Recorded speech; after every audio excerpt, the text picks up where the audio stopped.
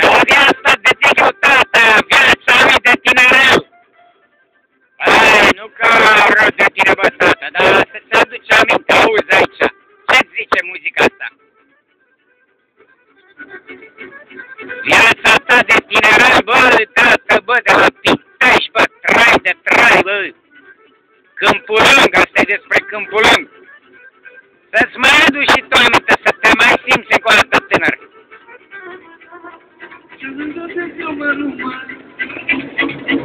Mi-aduc aminte de urmă,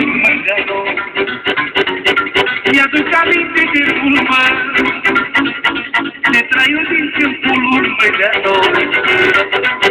Câmpul oraș și cădare și pejă, Câmpul oraș de muntă, încărcat cu dorul multă, Câmpul oraș frumos și cădare și pejă, Câmpul oraș de muntă, încărcat cu dorul multă.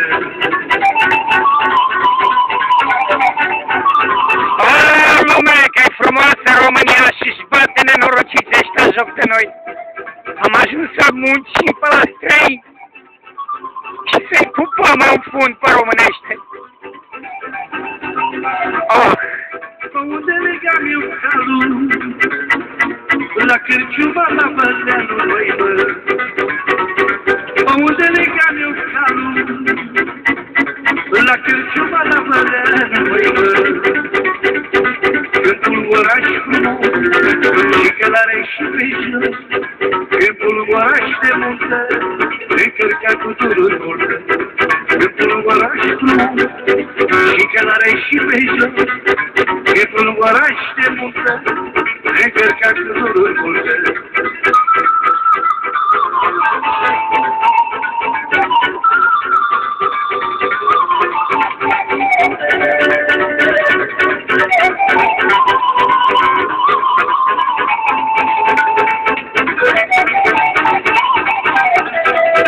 Ai întrebat odată, tata, la telefon că oarecum pot singur ore întregi și zile întregi și luni întregi. Uite, așa mai clătesc dorul de țară, dorul de voi, dorul de toate. Ce să fac? Îmbătrânim toți? Niciunul nu trăim pe vecie. Mai ascult muzică de asta, mai religioasă. Știu, mi-am dat seama că viața fără Dumnezeu e nimica, dar poate cu ajutorul Dumnezeu într-o bună zi mă întorc cu adevărat o întoarcere de aia, cum facem noi cu camioanele. Zice că am băgat-o românească. În centrul la Leon am băgat-o românească de am blocat tot traficul. Și mi-e tare dor de el, mă. O țigare proaste! Zingare de România! Aia cu microbuzul care am depășit.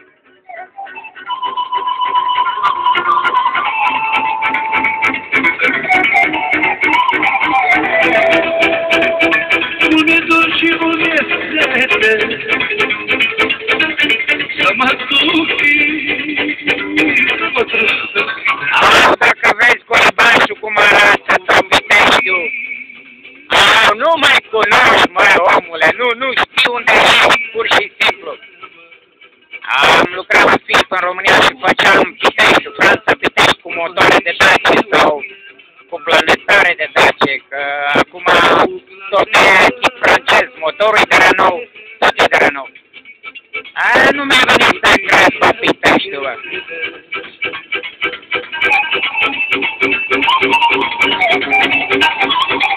Am trecut prin Mărăcine, nu mi-a venit să cred că treci prin Mărăcine când te duci la Colibaș. Am încercat așa să-mi fac o imagine cam cum ar fi.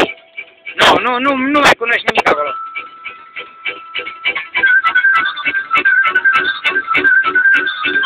Ia uite-mă total, mă, nu vine un șeală, mă, că trebuie să fac alimentară să fac plinul, că sunt aproape pe roșu.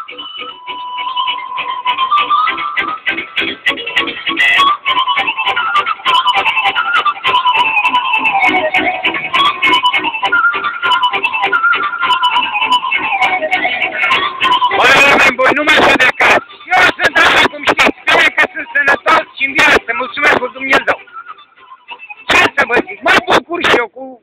care o am aici de tirist. Mai înclătesc dorul și, cum să zice, asta e. Haide, vă pupă